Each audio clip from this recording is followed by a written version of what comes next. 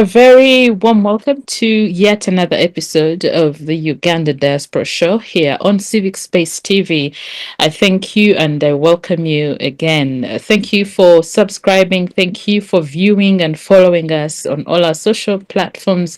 And of course, for being part of the conversations that we continue to have as Civics.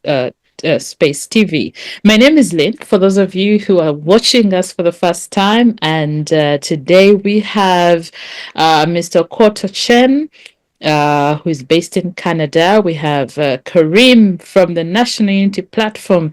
There's so much I have to ask Kharim, but then we'll get there. Kharim, it's nice to have you. He's also based in the US.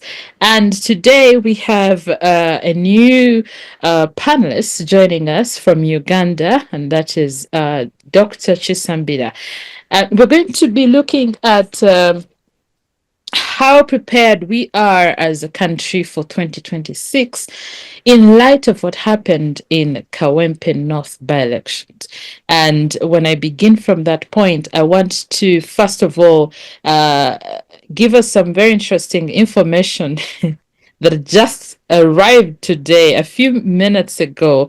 Uganda's ruling National Resistance Movement, led by President Museveni, has rejected the results of the Kawempe North by-election, alleging widespread electoral malpractice and violence. I want to stop there. Violence. There's a whole lot of reasons, but violence. Now, we also noticed that the UPDF, all security forces came forward to say, we do not know these people. We have no idea who was behind the violence. And we're starting on the point of violence because this is the most loudest of all. Most of our elections are marred by violence. And I want to begin with Dr. Kisambira for one reason. He follows these things a little bit more, and his neighbors with Kawempe division. So, Dr. Kisambira, we're starting from that point. What do you make of what happened in Kawempe North? Thank you so much, Lynn, and the rest of the panelists. I'm happy to be here. I hope everyone can hear from me. My name is Dr. Kisambira, Jauhar Zubair. I'm a Ugandan doctor, so I'm based in Uganda, not in USA. I want to start by congratulating the Honorable Council Elias Nalukola for winning the Kawempe North by-election. But also, I was just about to thank the ruling NRM party for conceding defeat in peace, but I just got an update that from their own chairman, he seems to be in discontent with the just recently concluded electoral. So I want to thank those who have conceded defeat in a mature spirit without causing commotion. Yet, to many of us who are watching what was ensuing from the beginning of the electoral process in Kawempe North, we actually expected or anticipated that there will be maximum violence as it gets to the climax. In my own opinion, I actually was expecting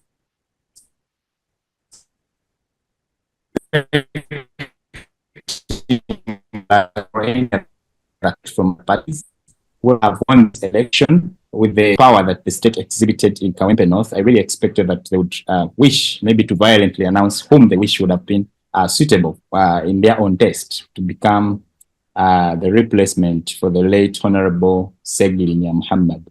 However, they took it so mature towards the apex, and yes, it emerged that the National Unity Platform candidate was the winner.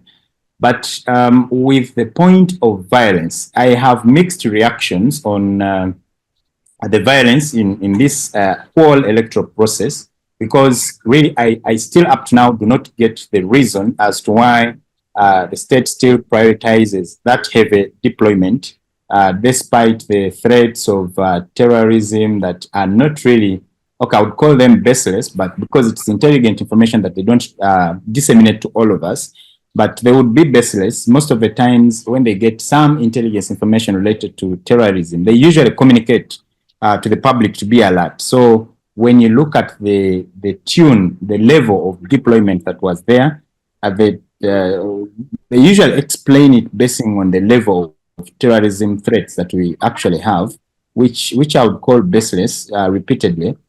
It doesn't really explain, or it doesn't really come out as to why it has to show up in the electoral process. And as an analyst, I really see that it is a loss for the state. It decampaigns the state, and it campaigns. It gives a sympathy publicity to the other candidates or the opponents, and it has given them a very good back to ride on to get to the point of victory. So in brief, it was uncalled for that heavy deployment from all angles of analysis, and some keynote speakers in the security that we have come out to condemn. Of recent, I was watching one of the top political analysis shows in the country at the NBS, and the government spokesperson from the director of the Uganda Media Center commented about this and said he's from government, but he says he also doesn't who actually gives the orders to these people to show that level of brutality that they were showing to the people, and it was so selective being exhibited or unleashed to the people from the opposition.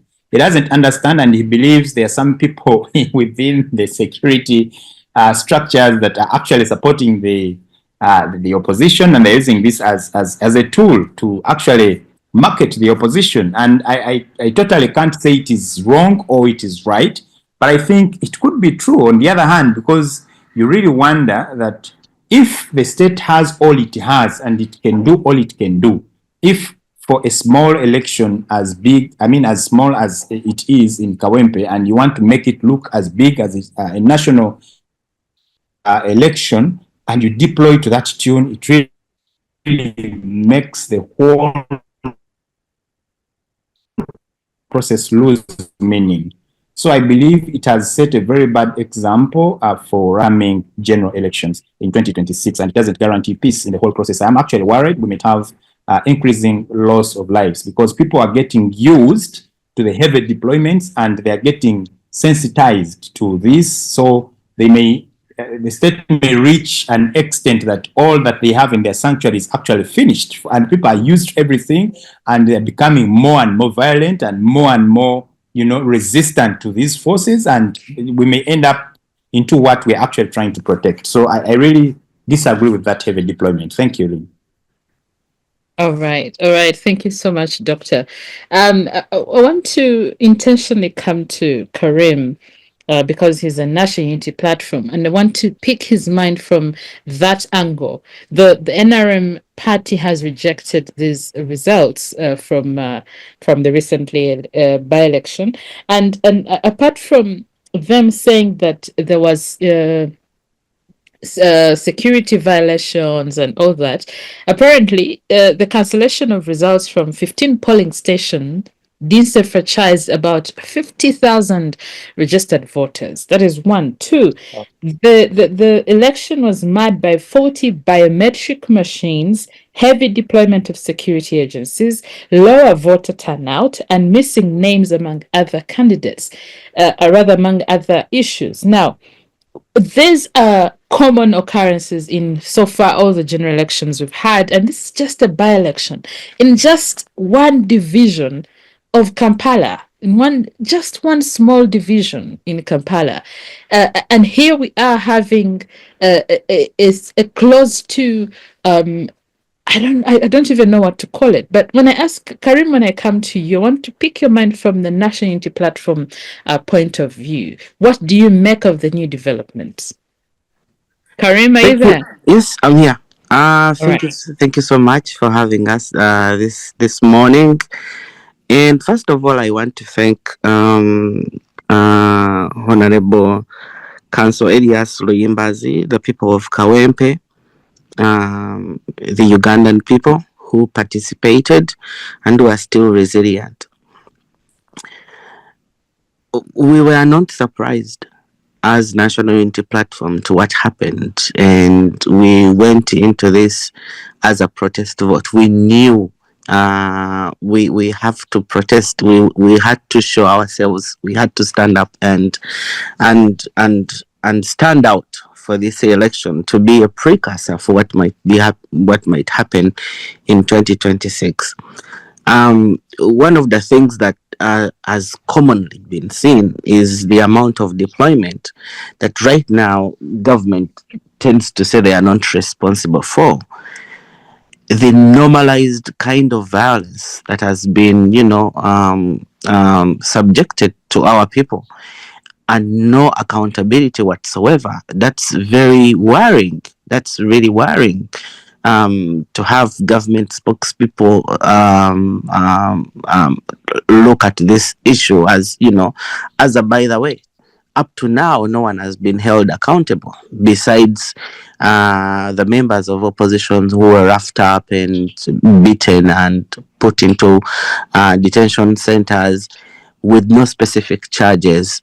That's all we see. When you look at violence in Uganda, most of the times we don't get to hold the people who command this kind of deployments accountable. The worst case is always we're going to pick up one person and say, oh, this is the person that the camera showed is the one responsible. But the institutions are never held accountable, to one extent that today you see the deployments and government will say, we don't know those people.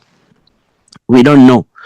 So it worries us as we gear up for 2026. Who will be responsible then? If for Kawempe no one was responsible, who is responsible? And my worry is to the Electoral Commission. Are we going to have a free and fair general election if the circumstances are still prevalent? Are we ready? Are we ready to face this violence? Because today it might be the people of the National Unity Platform. Tomorrow is going to be something else. You saw the amount of violence that was meted to journalists. Some of them had been used to having their cameras while standing behind the security operatives. The story is different from where you're standing. So this time, unfortunately, the members of the media who were the largest number of victims. So you also have to question that. We are worried, much as we were victors in this. It might not be the same in other places. Kawempe is a place that is really densely populated. So many young people, so many educational institutions. We have Makerere University just near there. So many high schools and other institutions of learning. So there are so many young people there. It was easy for the National Unity Platform to defend. I'm thinking about constituencies where there is no amount of young people that can stand their ground. What can happen in the places that are far away from the city centers, where people are more resilient? Chances are the government will just roll in with ballot boxes or threaten young people with the kind of deployment, and people won't show up. So it's unfortunate when you saw the numbers, given the amount of people in Kawempe. If you look at the voter turnout, people were scared, totally scared, because it looked like a war zone. So, I am worried that all this has been normalized. You saw during the pre-elections that the offices of National Unity Platform were raided, and they sent the joint anti-terrorism units there. We haven't got a report on why the offices were raided. You saw during the campaign our members were beaten up. No report yet, but it looks like from the government side it's normal. It is really normal. Nobody has been held accountable, although we still have people in hospitals. So there is need for us to revisit how this election is going to be conducted. There is need for the Electoral Commission to stand with the people of Uganda to show that it is neutral, to show that it's an independent arm of government. Otherwise, we are going to go into this knowing that government is going to meet the opposition with violence, and also they shouldn't think that while they have these arms and different security forces, there reaches a time when people are like, no, we are done with this. So it might be something different when we get there, because now people are more resilient. People have seen this story, they know how government plays it, and we have been hearing voices from people who used to be NRM agents. They have been the ones telling us that this is what is going to happen at this hour. They will start staffing, go to these places, even at the house where the leader of opposition went and found people pre-ticking ballots. Those tips are coming in from within. So government shouldn't underestimate the power of the opposition. We know they might have the security apparatus on their side, but I think when it comes to the city centers and the country at large, the people are standing with all of those who are seeking for change. Thank you so much. Thank you, Kharim. I see we have been joined by Francis. Thank you, Francis. We'll come to you. Dr. Chen, interesting developments after the by-election we have had from the NRM party. It is rejecting all this.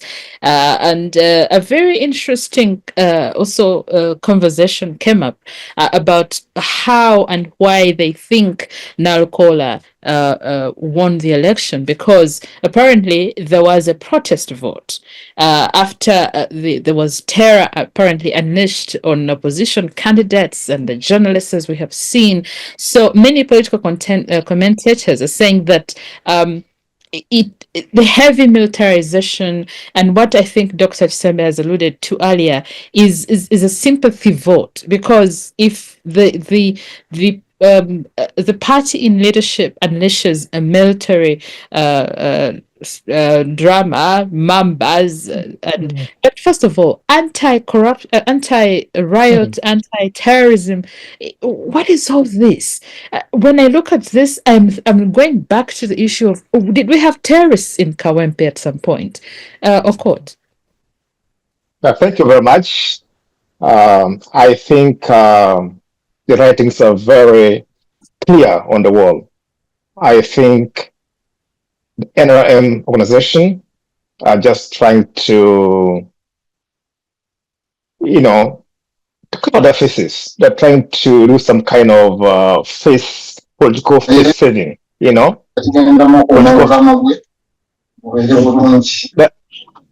trying to do some political face saving in the sense that because they were humiliated in these elections. Of course, I think the government apparatus were heavily, involved, and they were heavy-handed, and they were torturing the local, population, the voters. And I think also in protest, indeed, the locals stand up very determined, and they voted otherwise for the noob candidates. But also, having a hindsight, I think that constituency was held even before, before the departure of the previous member of parliament, demise, was a noob candidate. So I don't know why, the National Resistance Movement Party, were so much desperate to make a show in Kawempe. In fact, they've tarnished their image. They've tarnished their image as a party. They've given a very bad picture. And I still don't buy the argument fully that it was fully a protest vote. I think that constituency, for now, belongs to NUP. Even without heavy deployment, even without increasing the voters, I think still the NUP would have had the upper hand. And above all, I'm not very surprised with what transpired because this has been the tendencies of the NRA, NRM, and then later on, of course, the NRM organization. I can tell you most of these political players who had, east from NASA to present, they're allergic to a democratic electoral processes. If you remember, in 1980, His Excellency General Museveni had the same kind of excuse to go to the bush. In fact, it was very surprising that time he was the vice chair of the military commission that organized the election, but still, when he was defeated in Ankole, I think, South, he just, went to the bush, and that's history. So I think the Kawempe, past election is a very good eye opener that Ugandans should be prepared for the next election. It's going to be not just a piece of cake. It's going to be very violent. It's going to be very intimidative. They're going to try to intimidate. They're going to try to twist. And this is not new.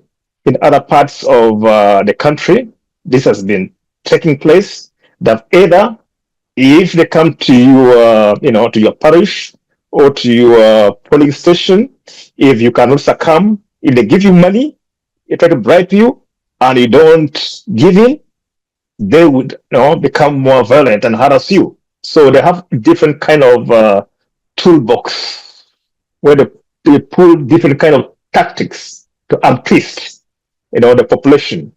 So for me, the Kawempe recent, election is a clear testimony of what the NRM organization is and what, General Museveni, believes in.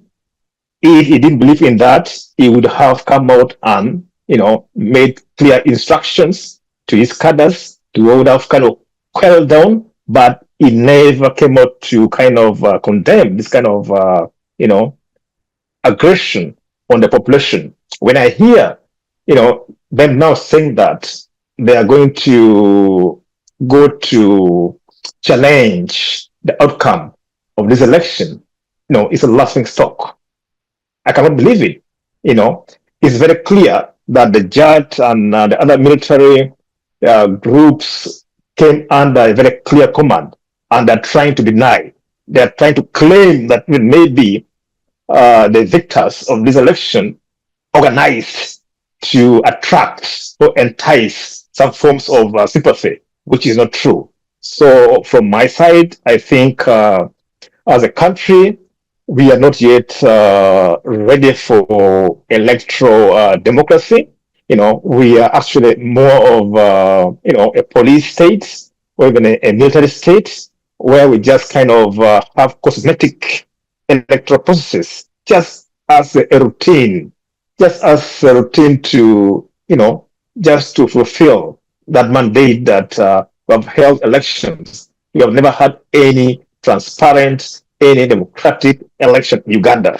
In fact, if I compare and contrast the elections that was held recently in Kawempe with the one of 1980, I think 1980 was in far, far, far much better. There was no any opponent. Those who were there in 1980 were done like that way. It was very clear in 1980, a person like the late Dr. Kyomugasho, was a good ally of NRA in the bush. That time, even the UPC government knew, but they never even treated him the way we were treating the leader of opposition. So I think in this era, if you see this happening, it's very unfortunate. But I think the Kawempe, recent election is an eye opener, and I think also it should give Ugandans, more determination to prepare for tougher times ahead of us. Thank you. Thank you, Ochen, for that. Francis Kamuhanda, I've been hearing from Mugisha Muntu, and he was saying that in regard to what happened to Kawempe and what he foresees come 2026, and he said that the state rides heavily on causing fear in the population. It rides heavily on electoral violence, because then it feels it is in control. And I don't know if that makes sense, considering we have seen this over and over in most of the elections that the country has held. We have seen assaulted journalists. We have seen opposition members of parliament, rather opposition members arrested and beaten up, and so much more. The question here is, for how long are we going to engage in electoral violence? Does this indicate a democracy, or are we losing sight of what we stood for when we said we are a multi-party dispensation? Thank you, Lynn, and other fellow panelists. I also add my voice to other members of the panel in congratulating Honorable Narukora for winning the election. While others are saying it was a sympathy vote, no, it was not. We are meant to win that seat as the opposition. Then going back to what Lynn, you are asking, whether situations will continue like this, I refer you to 1793 reign of terror in France, where the Jacobins and the Girondins could not accept, and then a law of suspect was ushered in September 1973, and a tribunal equivalent to the court martial was instituted for purposes of terrorizing those when the state do not support it. And therefore, this lays a foundation. In our last discussion, I said that the NRM and NRA is they are terrorists, and Simon refused. But it came to pass. What they were doing in Kawempe is just terrorism. It is a calculated use of violence to create a climate of fear and achieve a certain political crooked ideology, which the NRM has always pursued. So, to say that we have a democratic dispensation in Uganda, that's not true. The NRM came to power through violence, and it has maintained the apparatus of violence to ensure that it remains in power. And therefore, you are asking, how long is this going to continue? Where Museveni being and his team being hypocrites and fear-mongering, fearing democracy, they are ready to kill as many Ugandans as possible, provided they remain in power, they remain amassing wealth from poor Ugandans, and then pass it Uganda from one generation to another. But however, this will not break us. Like, this has been demonstrated. Like now, when you see with the win of Narukora, even when they have deployed the JAT, they have deployed the UPDF, they have deployed everything. All these are signs of just being an account. They always claim that their intelligence tells them that the opposition is going to cause chaos. For this case in Kawempe, if it is true they had intelligence that we the opposition are going to cause chaos, then the intelligence officers that they were using are not intelligent. Or they themselves, they are the people who are very chaotic, and therefore they thought by unleashing chaos we will fall into their trap, we respond by chaos, and then again they repeat what they have been repeating. But otherwise, what they are doing will continue, but it is us again to continue in the opposition, devising other different tactics. Because what is it with all those members of parliament that the NRM has and still commands the majority, that if they lost, as how they have again, because the Kawempe North constituency has never been in their control, that would make them feel that we can even kill as many people as possible for us to regain this. Even amidst rigging the votes, you see they rigged as much as they can. They thought some other polling stations that had the biggest number should not be counted, but still they lost. And this would even happen when they claim that other people did not vote. Even if the turnout was high, it was not in their favor. They remember Honorable Segrinya, may his soul rest in peace, hit them hands down by over 50,000, over 40,000 votes. So this is already an indication. If maybe what other people have said, maybe if they want to declare, they can declare that it is a one-party state, and then we know that. But when they bring it to election, now that we have learned amidst their threats and they are making us become harder and harder, we shall keep hitting them in as far as democratic dispensation is concerned amidst their rigging, and they shall always become ashamed, like as how this was a real shame. But now the hypocritic Museveni is now claiming that there was some rigging. So that means Museveni, of course, is already living in mass. He doesn't even understand what is happening. But the people whom he had given money, braver and so on, came and told him that. And that's what the poor man is believing.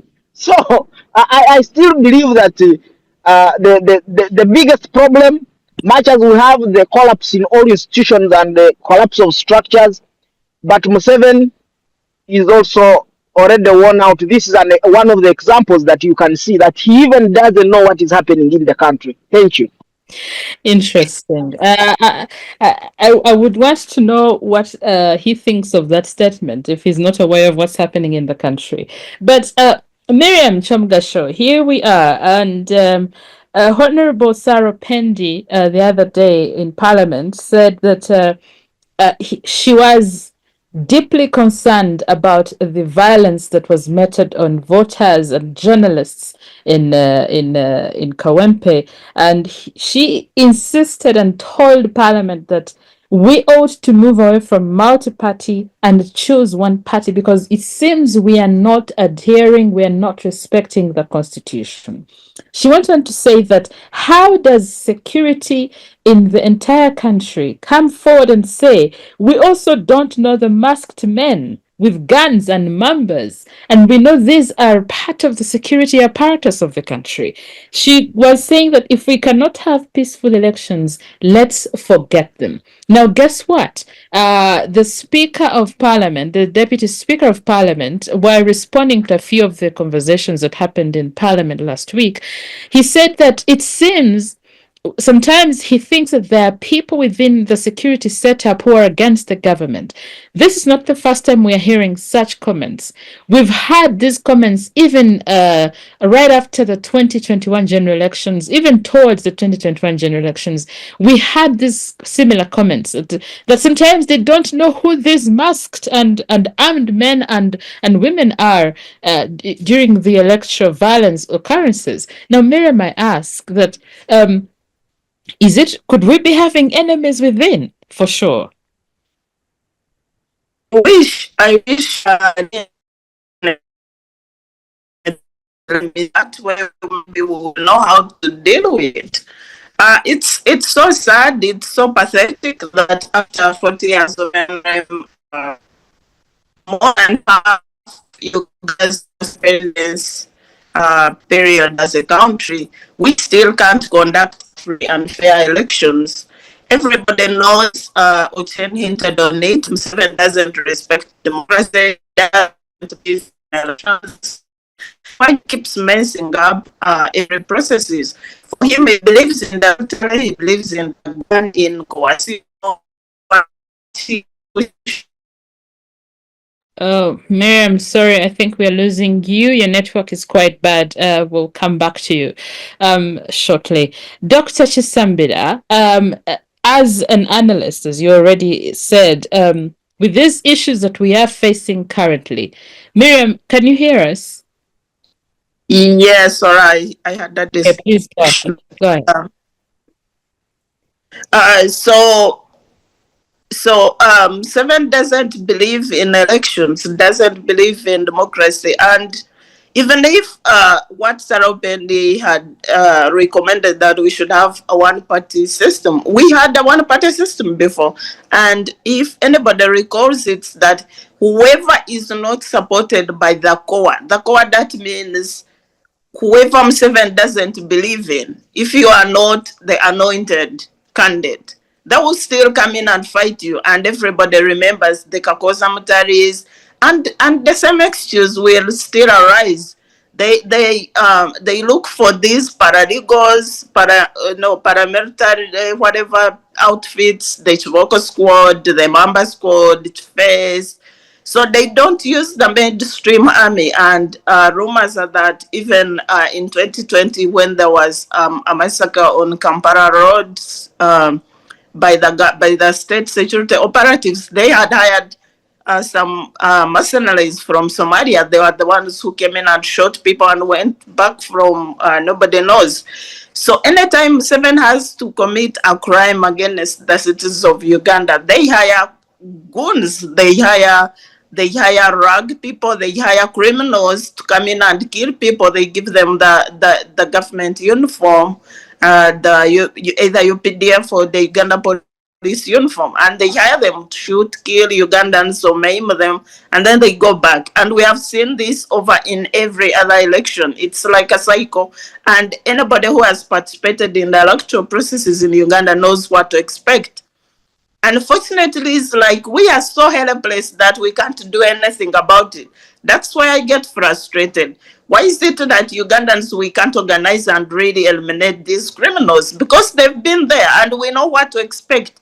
I don't expect the contestants, the participant opposition political groups to do the needful. But as citizens, we should really rise up and say, this can't keep happening.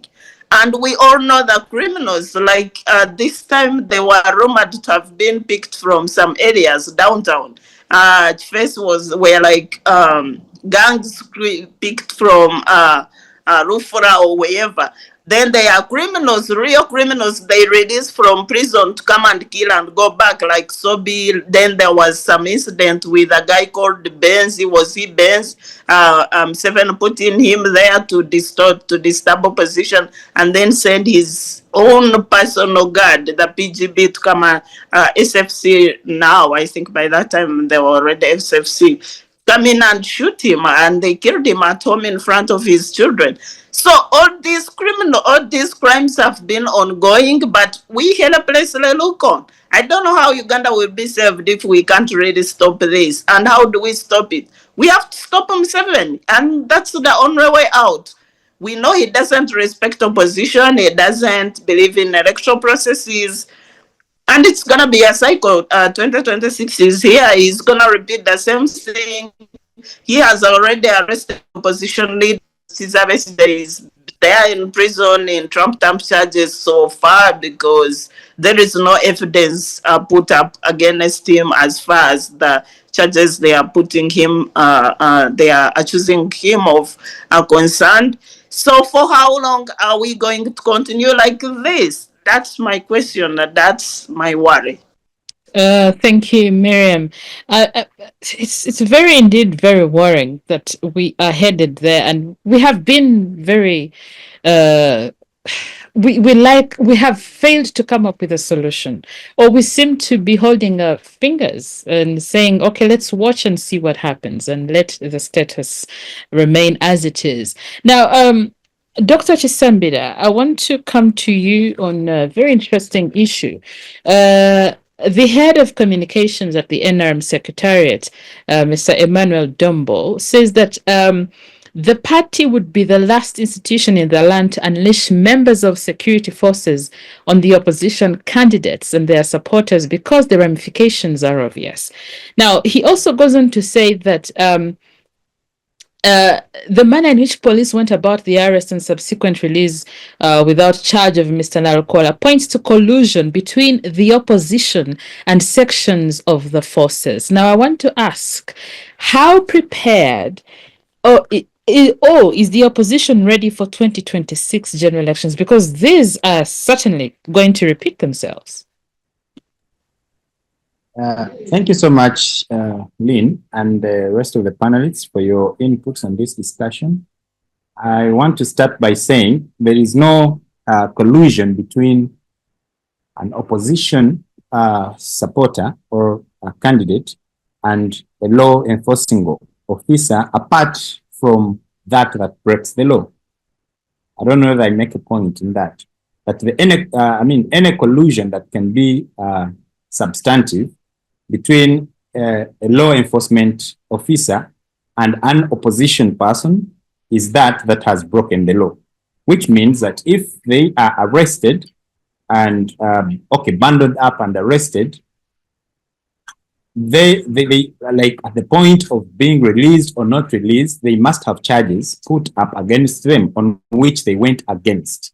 So that does not really, qualify the statement that there has been collusion, except you would interpret that as conspiracy, that there is some conspiracy somewhere of someone who is actually, catalyzing the brutal arrests and, baseless arrests that, someone is released, but no charges are put up onto them, to the extent that some of those that have been released actually come out with injuries, bruises, and all that still no one takes account for.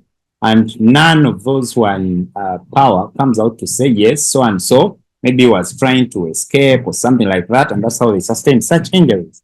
So it's still an uncertain area.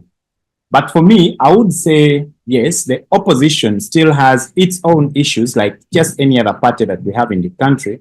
Maybe to take you back a bit on the Kawempe North by-elections, from some insider, information, it so happens that the NRM candidate and the NRM leaning candidates are somehow relatives related to the NRM national vice chairperson, who personally came out and campaigned for one candidate. So for me, from that point, just to show you that all other parties are still disorganized in their own way on our roadmap to democratic electoral process, NRM as a party, if I was in charge of the NRM and I was the chairman or an advisor or whoever, I would not advise the NRM to participate in such a by-election with that force, that expenditure. I would actually, bring up any other weak candidate to participate just to make the process look democratic. But it was not worth it to invest that much, because it knows it doesn't have ground in Buganda per se. It still has a lot to do. So it was unwise for me to advise the Honorable Chigongo Moses, with his caliber and his, a person of his character and level of respect that he holds in the NRM and in the country, to participate in such an election. Doctor, we are losing you. Your network is breaking. Of course, it was going to, in the House. So it turns the main candidate and the NRM leading candidate, they affected the whole electoral process. So can you hear me now? Hello? Am I clear? Yeah. Yes. So I was saying, I'm sorry to speak about family matters, but these are processes that actually affected the whole electoral process and ended up to shed a tainted image to the future of the country's democratic electoral process. So you find that even NRM as the leading party, it has its own problems. So the opposition as a whole, they also have their problems. In this era, if they can't still unite to front a uniform candidate who the values of change seeking you still, they are saying they want to remove. It is still far away from being achieved. We have to reach a level whereby the opposition, as so-called, can unite their forces to represent all change-seeking minded Ugandans. And that really shows the level of organization that they can have to be prepared in the forthcoming election. The NRM as a party has been in the previous election, rided on the fact that we had COVID-19, we had SOPs for not spreading COVID-19, which actually favored the state because the statesman was free to move everywhere, but any other person was not. Yes, we saw, one of the core values of the Electoral Commission is being impartial in their processes of managing their elections. But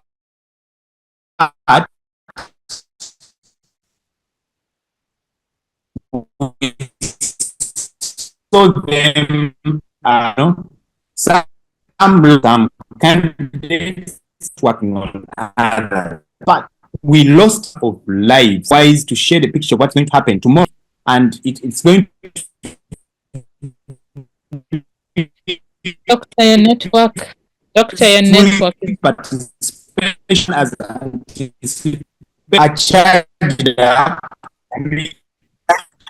Oh, sorry. So, as going to have more masses participating in these elections, so people are going to die. So definitely, the opposition's preparation starts from their, unity. They should unite to prepare for the coming elections. If they are to front one candidate for the general elections, for the presidential position, that is going to show their kind of organization. And then they should study their ground structures to find their areas of stronghold to make sure where DP is strong, they all support a DP candidate. Where people power is strong, they support a NUP candidate. Where FDC and so on and so forth.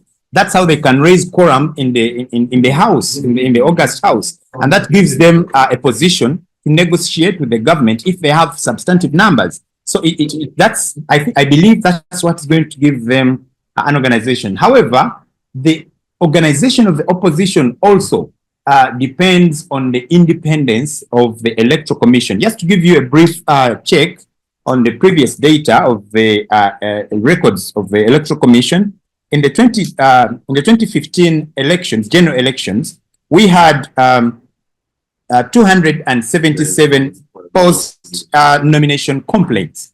And in the 2021 general elections, we had post-nomination complaints amounting to 462. Then appeals that were taken to court in the 2015 general elections, we had 9 appeals. In the 2021 general elections, we had 52 appeals. It's showing you an increasing number of complaints and an increasing number of appeals. But look, if someone is statistically conscious about what the Electoral Commission puts in its reports, 41 cases or decisions were reversed in the 2015 elections. Given the number, when you compare percentage-wise, you had 277 pre-nomination complaints, you had 9 appeals, and 41 decisions were reversed. But in the just recently concluded general elections, we had 462 complaints, 52 appeals, but 1 decision reversed. So when you compare those statistics, it is not statistically representative. It shows you that as time goes by, the independence of the Electoral Commission is in check. Just after the start of the nominations of the Kawempe North by-elections, you saw how the NUP candidate was brutalized. We had stakeholder engagements, which also included ground meetings by the Electoral Commission and board meetings by the Electoral Commission of the different stakeholders in the electoral process. But you saw the Electoral Commission doing nothing. Even before the election, the chairman of the Electoral Commission came out to say, vehicles which will be sealed, whose plates will be sealed in the Kawempe North by-elections are going to be arrested, stopped, and apprehended to the police and asked why would they cover their number plates. But you saw this, and up to date, you don't have an explanation. So when you have an Electoral Commission which is not independent, you don't question the independence or the preparedness of the participants in the process. It's like having a judge who is not prepared for the case. So you would not question the substantivity of the case or how substantive is the evidence that people are going to produce. Whether it is fake or it is right, you don't trust the judge. So the judge is going to show you that one side was not prepared even when they are. So we still have a lot to do in our elections, and we need to check our constitutionalism. What does the Constitution say? What mandate does the Electoral Commission have in the electoral process? Does it have the mandate to control the incumbent of his powers? Because right now, I would say in my own interpretation, the NRM candidate has started campaigning even when the electoral process has not yet reached that level of its roadmap. He has started campaigning. He's moving over, campaigning about the PDM and that. And then you have an opposition which wasn't even given permission to tour, to do its, they had a country tour, I think for some reasons, maybe to continue its publicity and all that, but they wanted to give him a chance. Recently, the FDC candidate, we have two FDCs, but the FDC, Najena Kumbi fact, the leaders were recently arrested in Soroti. I don't know, for whatever reason they had gone to do there, but they were arrested. So they don't have freedom of meeting. So the referee is somewhere seated, folding hands, expecting these candidates to come to him, present their credentials, give a fair process and a fair judgment at the end of the day. So it gives you a picture that even when the opposition sets itself, the ruling party is not also set, and the referee is not also set. So we have a lot to do on professionalism of our electoral process, and that can give a picture to the citizens. What do they have to prepare for? Lastly, about this, you have an electorate which is divided. You have those that support the ruling party, a certain percentage. You have those that are seeking for change. They support the opposition largely. And then you have the biggest percentage is still undecided.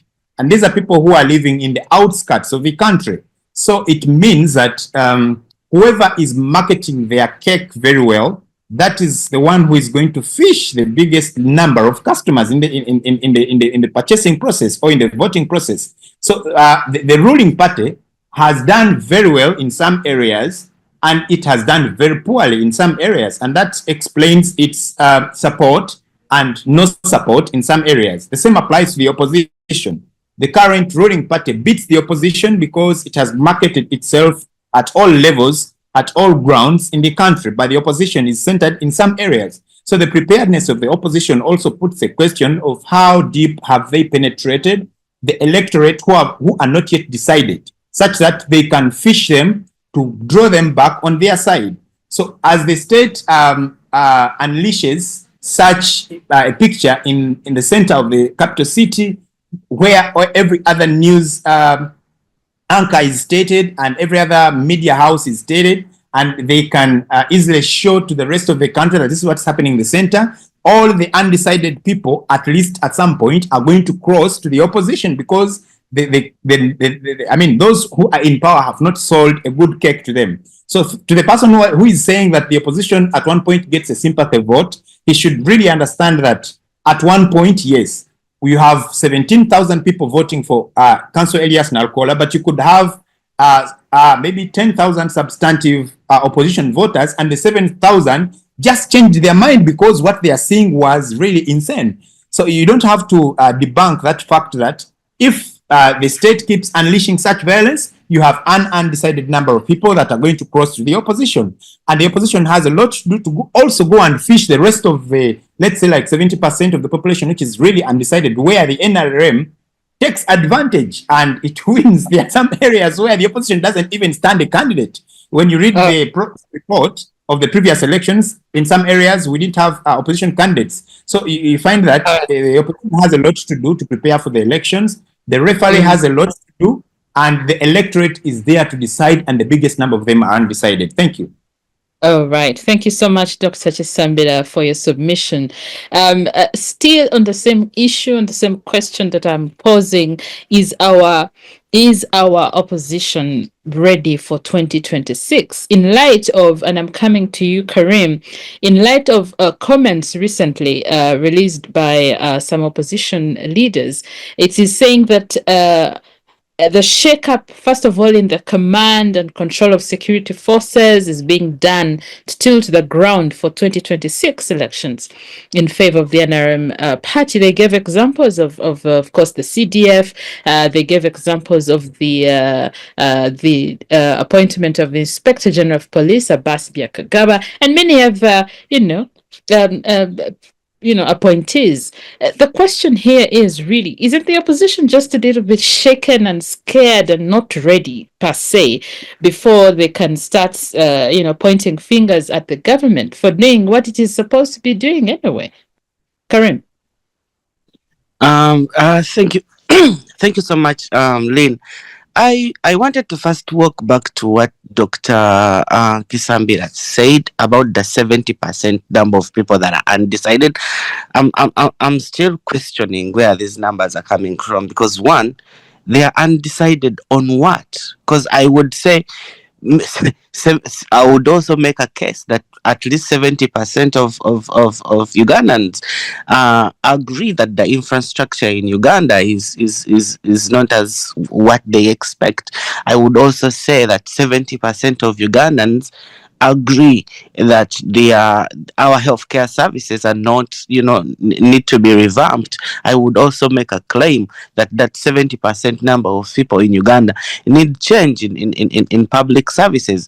So I'm worried when we start propagating these numbers in percentages that are not quantified, given what Ugandans really want.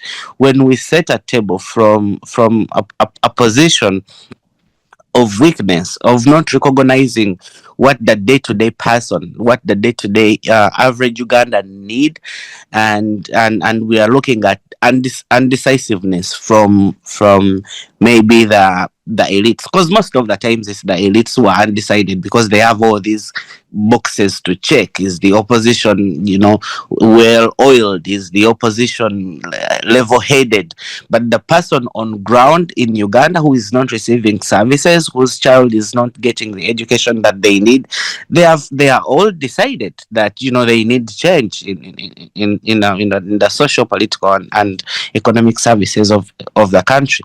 Now, going back to the question that you have posed on the preparedness of the opposition, like I said in my early submission, we are looking at 2026 as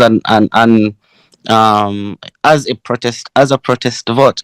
And what does that mean? Is we have to prepare our people for what might happen. What we have been doing most of the times is underestimating what the regime can do to us as the opposition. So going into 2026 with a mind of a protest vote is one. Engaging people from the grassroots of what the regime is prepared to do, making sure that we train our young people and our poll representatives on what it means to keep the vote, making sure that we ask more people to register, to check their voter registries, to make sure that their names are on the voters register, to make sure that they identify people that have been sent in by the regime to cause chaos. So that is all we have to do in the pre-elections, because most of the times when we look at the elections at their intra, we lose it. Most of the work has to be done pre. So we are looking at all these things that are going on, especially the violence that has been meted, and we are telling people, if you are going to participate in this 2026 January elections, these are things that you have to expect and you have to prepare. You have to know that you're doing this for your country, and chances are we might face violence. We might not face violence, but all we have to do is to make sure that we stand up and stay firm and stay resilient and make sure that we defend the country that we all love. Now, one of the things that government has continued to do is to dress violence in different shapes or form. In 2020 November, you remember Museveni said he had brought people from Somalia who were part of AMISOM and deployed them, his commandos. Now this time we have JAT, and some of our people have identified some of the people wearing these uniforms as rogues from city centers and suburbs. Like Miriam had talked about the chief faces that Museveni used to deploy. They dress them in police uniforms and nobody has command.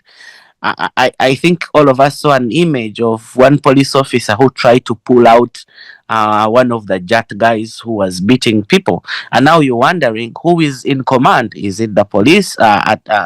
Is it the police responsible?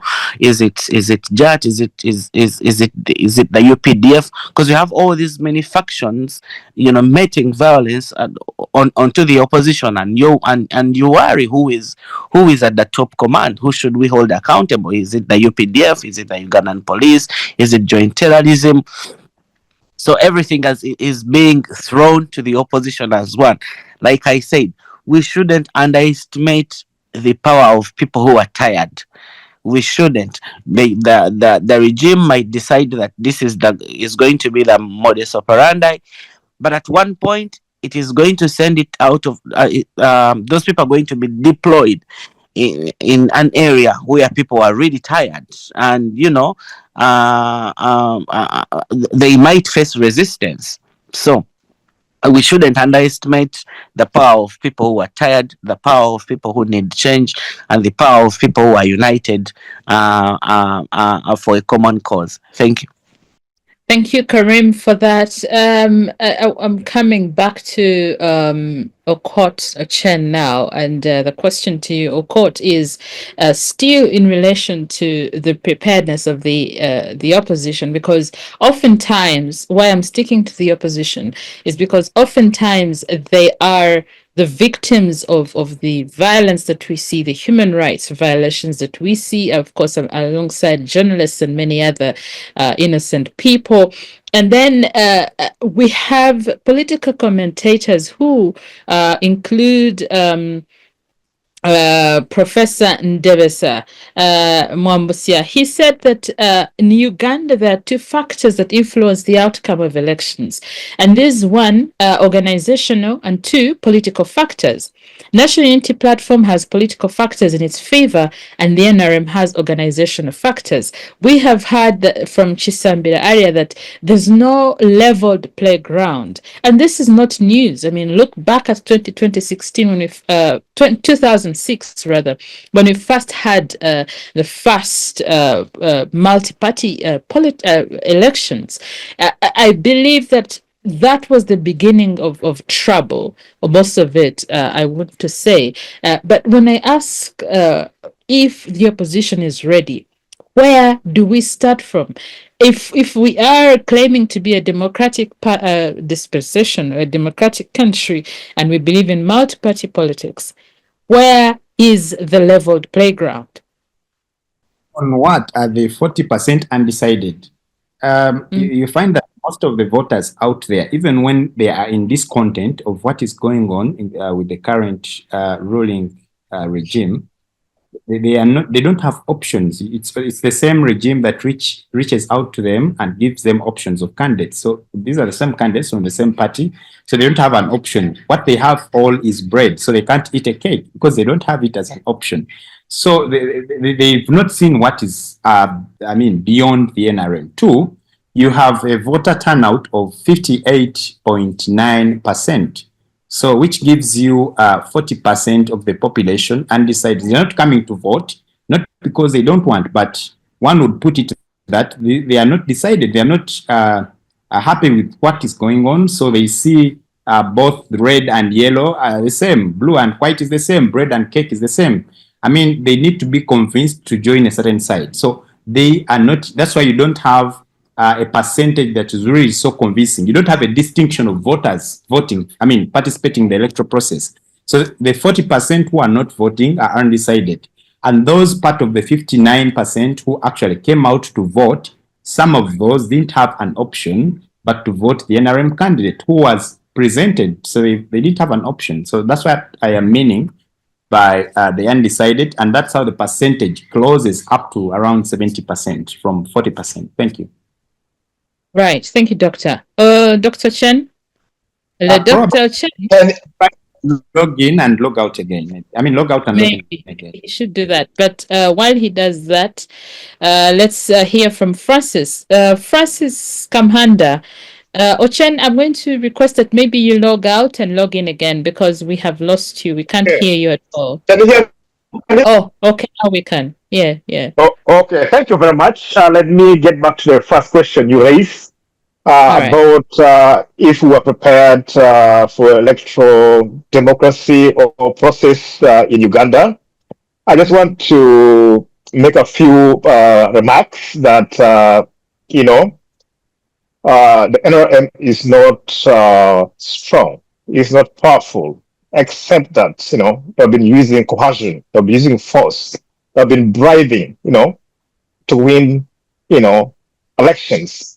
If you have ever participated in electoral processes in the country, they are mainly, manipulated through bribery, manipulations, and all illicit forms of electoral processes.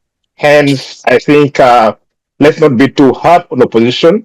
The opposition were banned almost for 20 years, and I can tell you that since 1996, under this government, we have never had any free and fair elections. If you do recall, in 1996, even the late Kawanga was not allowed to campaign in other parts of Uganda, like in Kongiri and other parts of Western Uganda. He was stoned and chased away. So the grounds are not leveled. I would say that right now, the NRM is looking, like is having a upper hand, not because it's more organized, not because they are strong, but I think because they're using manipulation, they're using bribery, they're using force, to suppress, the aspirations, the time for the other alternative forces to organize. You find right now in Eastern Uganda, the FDC were there. I think Patrick and the team in Poa, in FDC in Soroti, were arrested, and I think they're out just on bail right now. And as we talk right now, Kizza Besigye, the main opposition leader, is in jail. That kills the spirits of other, followers and supporters. If you hold the head of the family captive, what do you expect? If you're in a soccer pitch, others are playing freely. You are playing freely, and your opponents, their hands are tied behind. Is that a fair match? No. As we are talking right now, you find that His Excellency Kagota Yoweri Museveni is really campaigning for the next elections. If you go in some parts of northern Uganda, the members of parliament are being bought, are being compromised. MPs from FDC were coming from Acholi sub-region. They were being paraded in front of State House a few days ago without the will, and the mandates of the Opoloi from the ground. Why? Manipulation. Do you call that being organized? No. I think, we are not ready for any free, fair, and democratic elections. I think, as I hinted before, the NRM organization, they are not ready for any electoral democracy. They fear free and fair elections. I think if there was an independent electoral commission, if there was a free and fair election, if the grounds were leveled, I think the opposition would put a very strong show. And surprisingly, we can easily outdo the ruling party. they can easily outdo the ruling party. Maybe there's only one challenge. I think maybe comes around having a single candidate. You know, I don't blame them because they all have different ideologies. Okay, example, FDC is an offshoot of the NRM. Even the TPF of Kisambira is an offshoot. Is an offshoot of the NRM. Then the traditional parties like, of course, DP, you know, it has its own kind of ideology. UPC, different, Social Democrats. And it's very hard for UPC and even maybe like with the offshoot of NRM to unite because of historical contradictions. You find some begin praising the word the Bush war in Wero, going to the Bush, while UPC would never, you know, agree. So the historical reasons too, certainly also the ideological differences. But if they are to put aside that, they can easily have a very, very, very, you know, strong show or do the ruling party. However, I would say that maybe they should map out their strongholds. For instance, I would say in Buganda, part of Busoga, you know, part of Eastern, Central, Loop, and DP should focus there. You know, they go there. Then it may be some parts of Western. I think the pro-Kisambira kind of FDC would be, you know, a very good force in Rukongiri, in you know, Rwenzori areas. They could capture there. Then you go to part of like Teso and part of Lango and some part of you know, East. Actually, UPC would do good, and some part of West Nile if they can agree in that way, and then later they can form a coalition, you know, government if there was a free and fair process. But you know very well when you go to, you know, to take part in this electoral process, you might start voting at 8 in the morning. Okay, by 5 they should declare the results. But surprisingly, sometimes the results come back the next day, 8 in the morning, and the agents are chased away. The police and the pro-government guys run somewhere. They even alter the results. They will kind of play with the transmission, you know, system. So they use kind of manual systems too. So there is no free and fair elections. I don't think as a country we are quite there. And I think, as I said before, if you compare and contrast the timing right now, we are in a different era. 1980. 1980, the country had no infrastructure after Idi Amin. It was a failed state. Okay, the war was very brutal.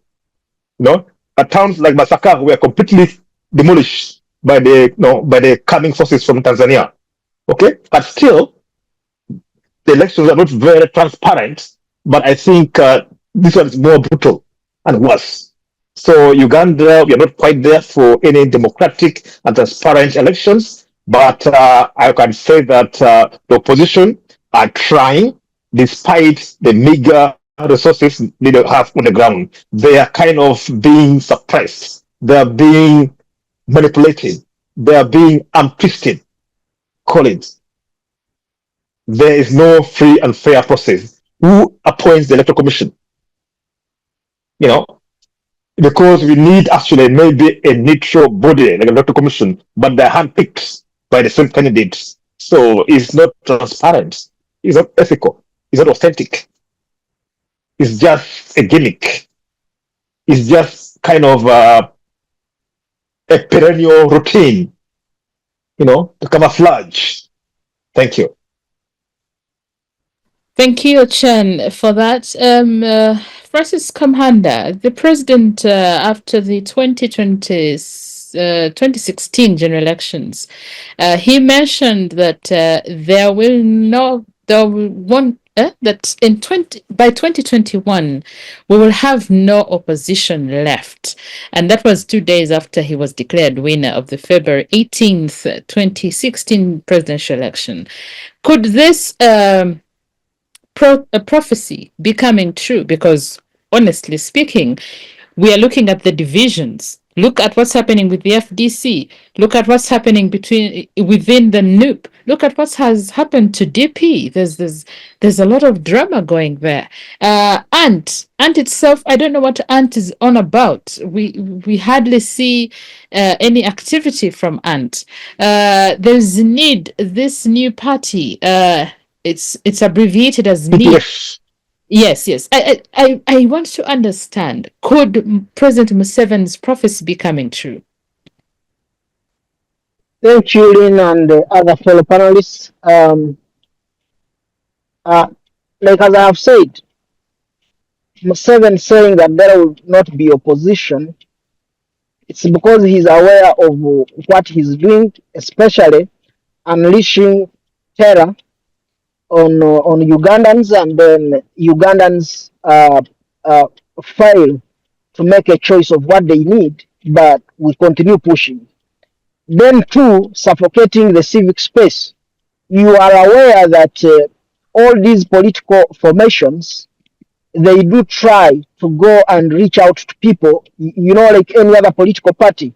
If there is multi-party dispensation, if there is freedom, we have to go mobilize, reach out to people, recruit people as much as we can.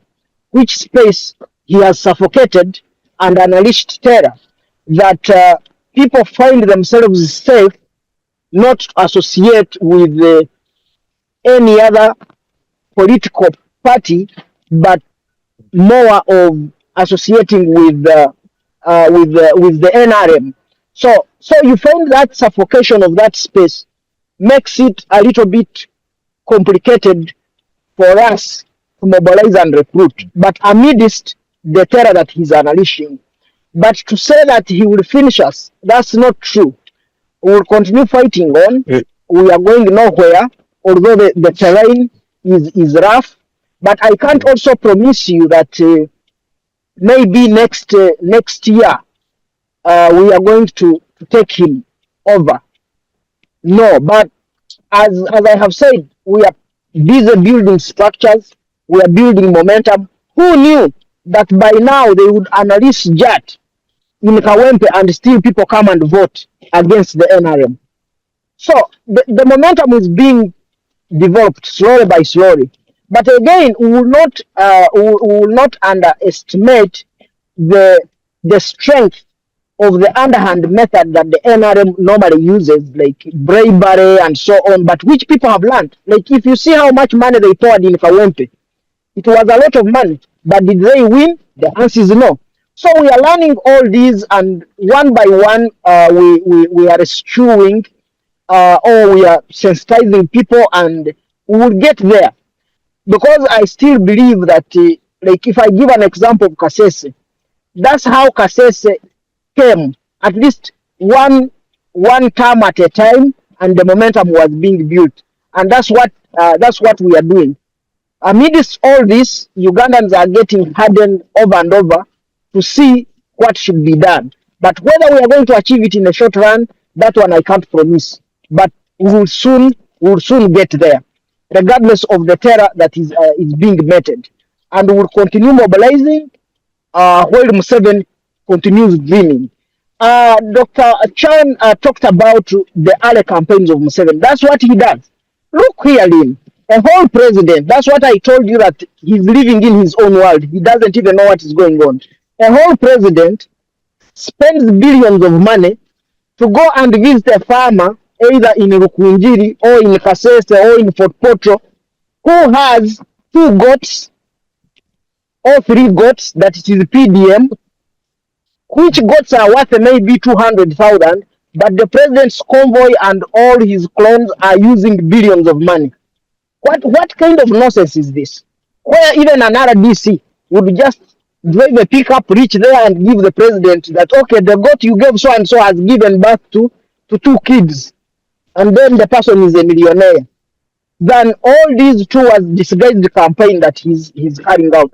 For sure, Lynn, if we are given also freely that you also go and mobilize, we don't have a second in overtaking the NRM and ushering in a sound government. But as I would say, opposition is not going anywhere. Yes, we shall sort out our differences. Differences are normal, even in the NRM. Generally, those ones in the NRM are even lethal. You saw how in some years back, I think it was the 2021, how the NRM supporters pulled guns on themselves. For us in the opposition, yes, we can have differences, which are also planted by the NRM to a greater extent. But we try to, as people, to resolve them. There is a doctor talked about that the opposition, we need to unite and front one candidate. We have demonstrated this. You have seen different political parties. At least they came to campaign for Narkora. During Nakwede's time in Kayunga, we demonstrated that. And we are showing, but it doesn't mean that if we unite, for example, that Museveni is going amidst terror, what we have to first fight as all Ugandans and responsible Ugandans is there always a free and fair election organized? Do we need electoral reforms? Should electoral reforms be followed? Are we ruled in terms of following what the constitution says, or the constitution is still under a siege of Museveni and his government? Anyway, whether it is also a constitution is another debate that we have to discuss. So, amidst all this, the moment we level the ground, which I don't think will be leveled anyway, but we'll continue pushing where we see fissures, and eventually we overwhelm the NRM government. Thank you. Thank you, Francis, for that. I'm trying to find out if the president, because I have read previously that the sitting president or sitting government is often misunderstood when it is carrying out its role of, for example, the president has been, trying to do some monitoring and evaluation of the PDM, and everybody has misconstrued it as campaigning, because oftentimes when the roadmap is unleashed onto us, we know the starting period for campaigns, and of course we also see that NRM will say the president has officially started campaigning ahead of 2026. So in a way, I suspect, or I believe that the sitting president enjoys certain privileges that many of the other people or contenders or would-be contenders cannot enjoy, and so same as the NRM party. So I'm trying to look for literature that backs that up, but we will get there. Mr. Coach, there's a question for you in the chat room. What is the tangible or near tangible way forward? I think as you reflect on that, let me hear from Miriam. Miriam, we have seen that world over, sitting presidents often enjoy these privileges, and whether they are regarded as privileges or campaigning before time, and having an upper hand or poor leveled ground. We have seen what happened in the US. Same story. Okay, apart from the violence that we usually see here. So, Miriam, the question would be, should the opposition really be looking for that sympathy vote of, you see, for us, we are not allowed to traverse the country. You see, for us, they're always, fighting us. Should that be the point of debate for the opposition? I think the point of debate would be, what are the allowances to the opposition parties to mobilize, to strengthen their parties, to consult their constituencies, as far as the constitution is concerned? Like, what is there that the law allows, and what exactly happens? How does the government restrict opposition outside the law? So if the opposition parties legally have a right to mobilize, have a right to organize their parties, have a right to consult their constituents within some limits. But are they allowed? The police is everywhere restricting them. They even invade their offices. They can't even allow to breathe. Like if you wear any party colors, we saw how they were hounding them when they were celebrating Bobi Wine's birthday. Just a birthday. And the whole party, the whole young members were coming rounded off. The office was invaded. The computers were stolen. What has the computers got to do with a birthday party celebration or violating anybody's right? So it's not about the incumbent having that privilege or whatever, but I know M7 even goes beyond whatever is allowed for the incumbent party to mobilize. But why don't they allow the opposition parties to also mobilize as per the constitution?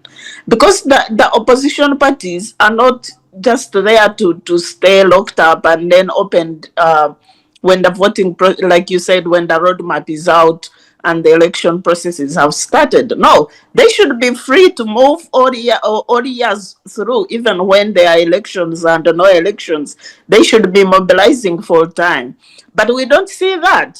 We see police restricting them. They stop them even from appearing on the media. They even stop them from even running their own offices, even at home, everywhere. So that one can't be called freedom. That can't be called democracy, and it can't be called mobilization.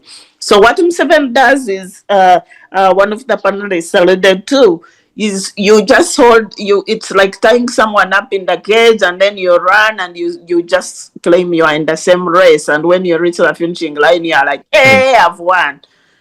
What have you won? Who are you competing with? A prisoner. So and all disruptions, you hinted on what M7 said, that there won't be opposition next time when in 2016. I mean, he knows, and you can't call it a prophecy.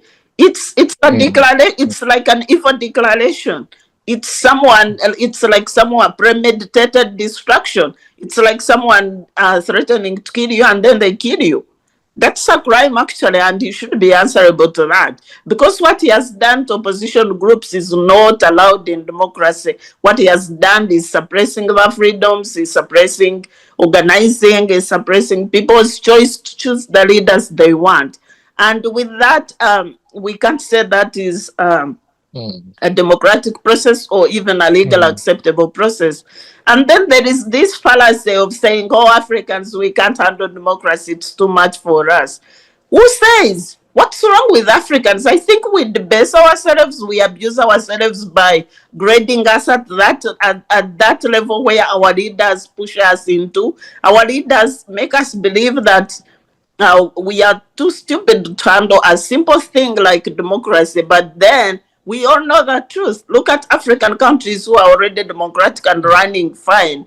There is Ghana, Botswana, Namibia. There are so many countries and they are doing so fine. Democracy is not a mystery. It's not like nuclear science or whatever. It is as simple as choosing the leaders you want in a free and fair and democratic manner. Even my grandmother, who never went to school, can easily do that. They know what they want, and if you tell them pick this candidate, they would go there and say, oh, this is the face of Ochen and he's the leader I want. There is no magic in something called democracy. What is so funny is the oppression, the dictatorship, and that's what we are facing. Like I earlier hinted on, is my frustration is, we as citizens, why are we locked up? Why do we feel like we can't do something about it? It's been 40 years. We all admire democracy from other countries. We all know what we want, but we feel like whatever box M7 want to put us, that's where we fit. And what's wrong with us? So these are the questions, especially like us in diaspora. We've participated in real democratic processes. We know how democracies work.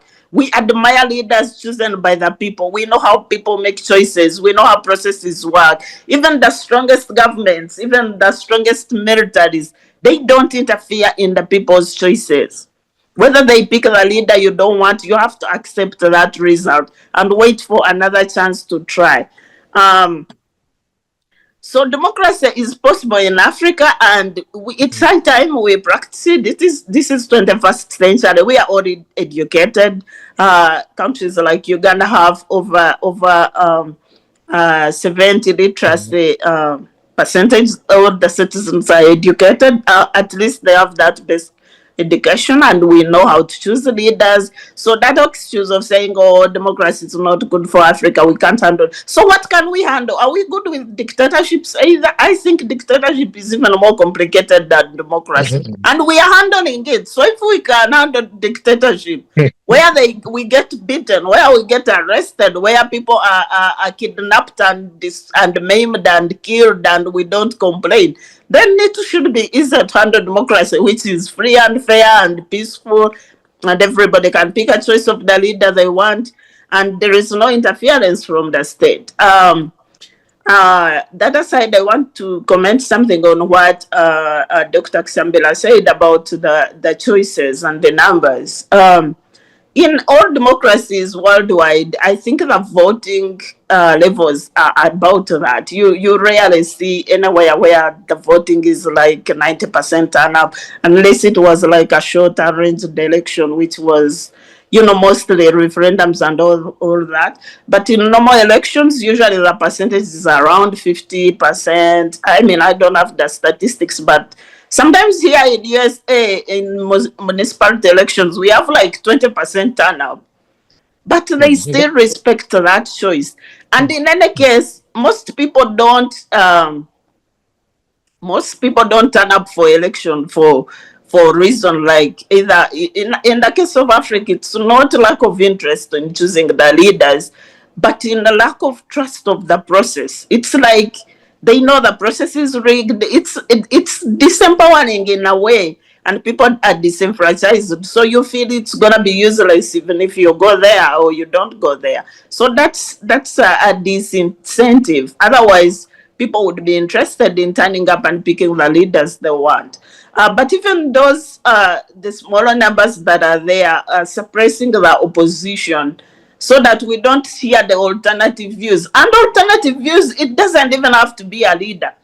For instance, if majority of people vote for a candidate, or even during campaigns, you hear some views coming up, like say, okay, maybe they were saying, let's reduce like the taxes for small businesses, and that view is popular. And a leader who wins will go ahead and implement that. Here in USA, the policies are part of electoral process. Like if you are picking a candidate, you pick a candidate, but along on the ballot paper, there are even policies.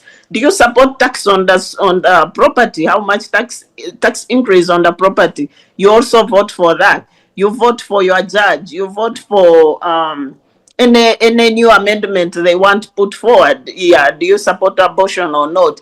So the voting process is not only about leaders, but also policies, and it's also a way to pick the minds of the citizens, or to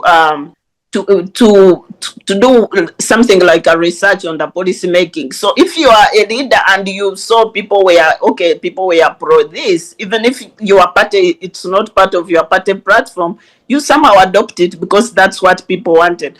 And that's the essence of democracy, giving people a voice, the ordinary people. So the question comes back to Uganda.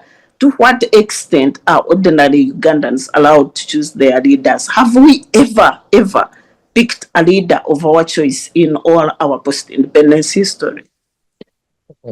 Right. Very, very serious question you posed there, Miriam. And now as we have 20 minutes to end of the conversation, I want us to briefly... Should I answer the question you posed to me? Okay, chat? Sure. But yes, briefly. Just to be concise, I just want to say that as you're aware, I pointed out that Uganda or electoral democracies are facing severe challenges because of the electoral manipulation, corruption, weak institution, undermining democratic gains, and of course the heavy handedness of the military, etc.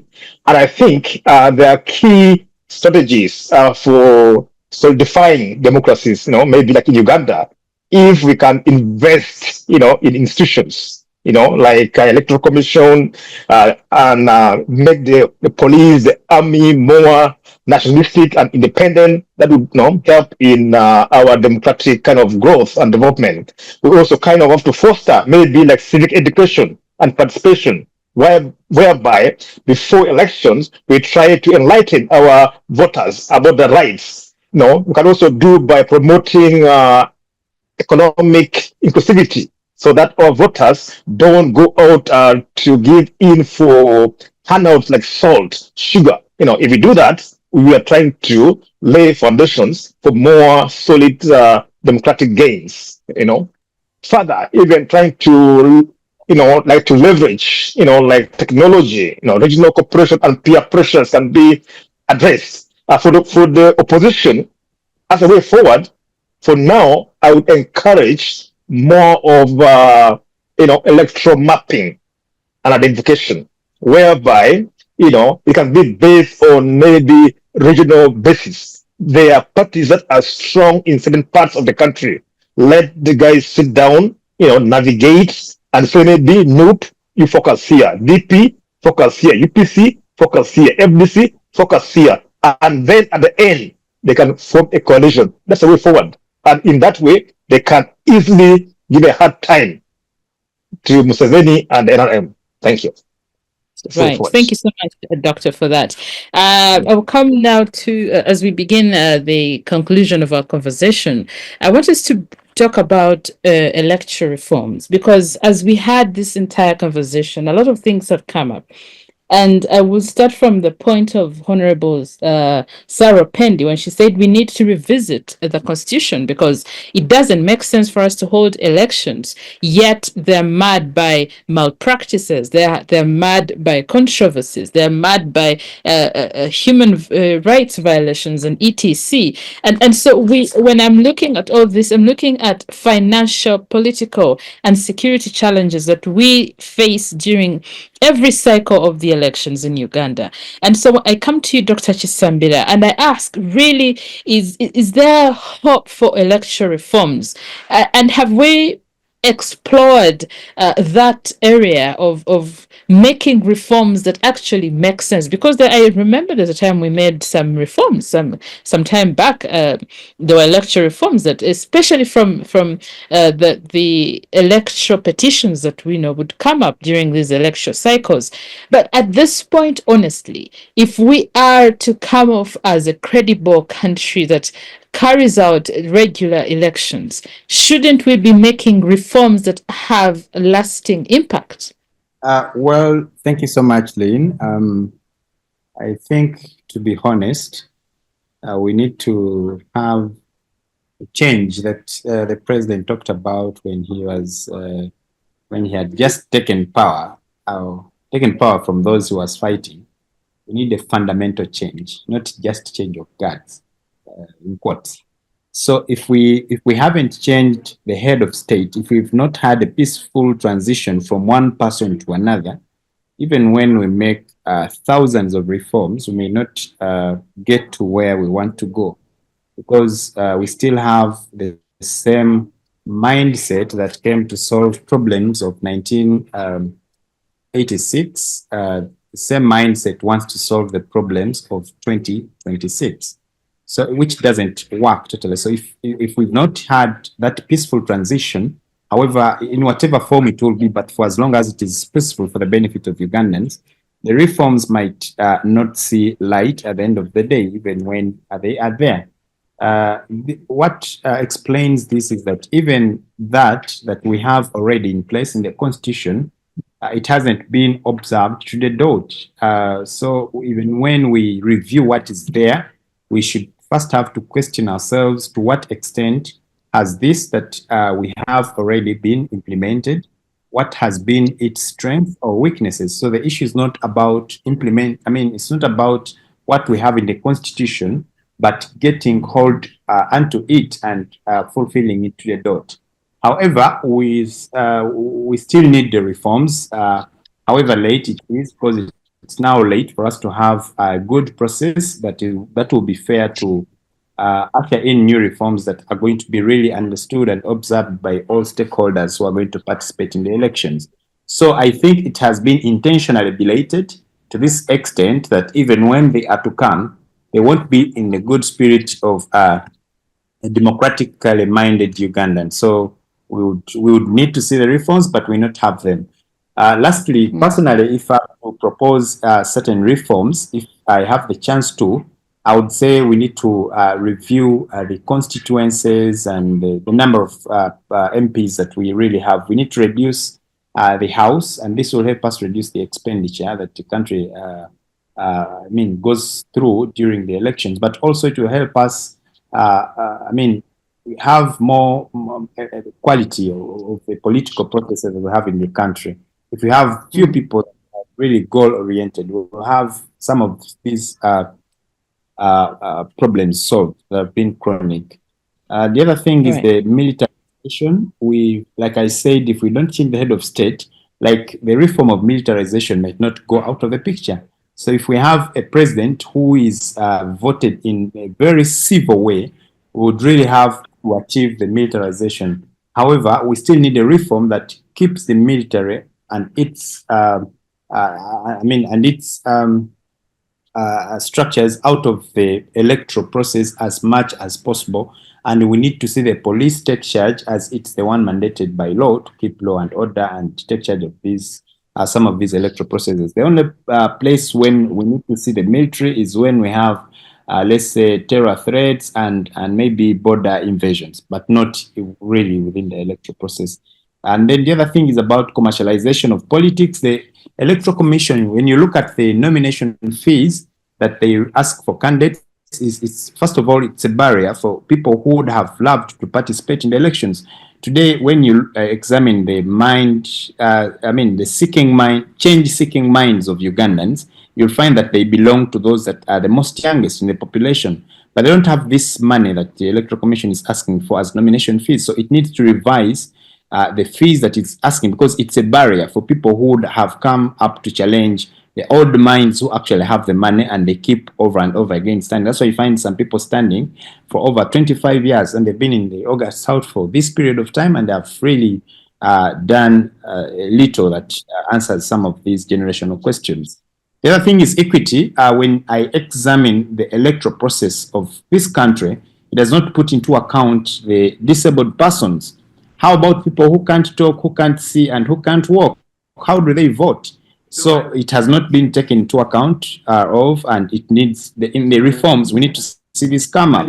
And one of the ways to achieve this is to achieve technological advancements as one of the reforms.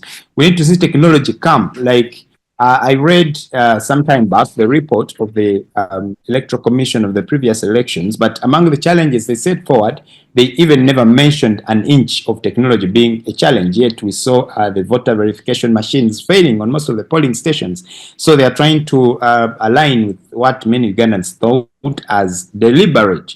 Like, it was deliberate for the voter verification machines to fail to work in the Kampala city, but they worked in the suburbs. So, we need to have technology that is dependable, and it's going to reduce voter bribery and bribery of the returning officers, because some people are announced winners after bribing the returning officers. But we have dependable technology that is really less manipulated. We could have substantive elections. And second last is accountability. The Electoral Commission has not been accountable to the voters, but they've tried to be accountable to their master, but not to the voters. Recently in Kawempe, the Electoral Commission didn't come out to own the process and also give a good accountability of why the electoral process that it is in charge of would be that violent. So we need a reform that gives the people a mandate to seek for this accountability by whatever means. If it means the public going to court or whatever, I don't know. But we need a reform that empowers the electorate to seek for accountability of certain certain things that happen in the electoral process. For example, when you read their section to do with violence as a challenge in the previous election, it's just a small paragraph that does not even outline some of the key violent acts that happen in the process and maybe what caused it and something like that as a challenge in trying to think through how we get to the solutions. Lastly, it's formalization of coalitions. Like we talked about, if the opposition is seeking to forward one candidate, we need this process to be formalized, that if they vet out a candidate, we don't see other people who have participated in the same vetting process again coming out again as independence. It's really something that abuses the democratic process from the start. Thank you. All right, thank you, Doctor. Karim, let's talk reforms. Are there? Should they be implemented? Should we be coming up with any? And do they make sense at all? Yes, thank you so much, Lynn, again for the question. I think reforms are necessary to start with. Unfortunately, there hasn't been goodwill. It's been 4 years since 2021. If the reforms were to be taken care of, this is a conversation that the parliament would have had already. But because the ruling party doesn't have, there is no good faith in them having a leveled playing field. They would rather have a very disorganized arrangement. I've had some members of parliament, especially our former leader of opposition, Mpuga, talk about the reforms that he introduced at last minute. I mean, you're introducing reforms when the electoral roadmap is already out, when voting is already underway, because the youth and the youth and PWD voting is already underway. So if you're to do the reforms, you have to first of all rally people behind your reforms. Unfortunately, I don't think they came in as in good spirit. He brought them, but instead of trying to bring other people on board to join him, he kept lampooning them participating in the election without reforms. So there is no goodwill for the part of the government, and the electoral commission has been adamant in bringing this on board. The enforcement also would be a challenge. You have seen instances, even in the judiciary, when things are taken to court and there is no there is no kind of change at all. So whereas we might need reforms, there has to be goodwill amongst all stakeholders. There has to be goodwill amongst even people in the ruling government, to make sure that we have a level playing field. The reason why some of the members of the panel have been calling for the opposition to unite is to make sure they form a formidable force. However, if the playground was leveled, I mean, it would be okay to welcome everybody to participate. Because right now, if we were to eliminate the violence, the kind of intimidation, the corruption, and everything that happens during elections, the NRM is in the minority. Actually, is in the minority. But because it is backed by the state apparatus, it's backed by the army and all state actors. They would make you believe that they are somewhere in the majority, and the opposition has to somehow get together and fight this one person. But you and I know that they are way in the minority. They ferry people wherever Museveni is going.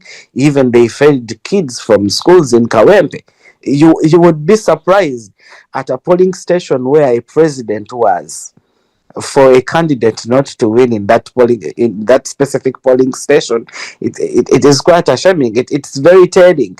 At least in that place where the president was, they would have done some good work doing door to door, making sure that we have presence here. But for the party to be able to bring the leader of the country at one polling station, and they are not able to win it, it will tell you that this can be the same to happen all over the country if the ground was leveled for everybody. So the notion that Museveni says there will not be opposition, it doesn't mean that it will be very popular. It means that I'm going to use all means necessary to suppress, to make sure that I make people detest the process. I make everyone run away from this, and I will be the dominant one. It's not that there is goodwill. It's not like by 2026 many people will be running and hugging him. Oh, Museveni, you have brought this to us. No, that's not what he meant.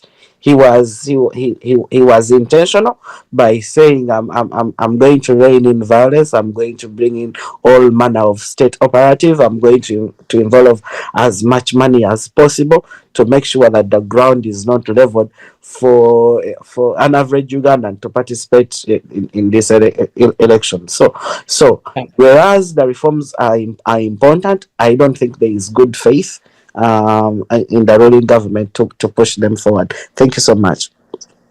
All right, thank you, Karim. Dr. Chen, I come to you still about reforms. We see that there's heavy commercialization, militarization of the politics. Now, the issue of the president campaigning ahead of time, there's so much, really. There's so much to do with our politics and our elections, particularly. There's also the issue of the independence of the Electoral Commission. Every time, every other election cycle, it is questioned. It is put it is being examined by different commentators and, of course, by the entire population. So, would electoral reforms, are they called for? Should we revisit the constitution from the core? Do we have time? 2026. What can we do? Yeah, thank you so much. I think, electoral reforms, are very cardinal and central in any democratic environment. But I think for Uganda, there's no political goodwill and faith to pursue the line, of theory in trying to, level the playing grounds. But in brief, I would say, just in broad terms, I think for 2026, we are behind schedule.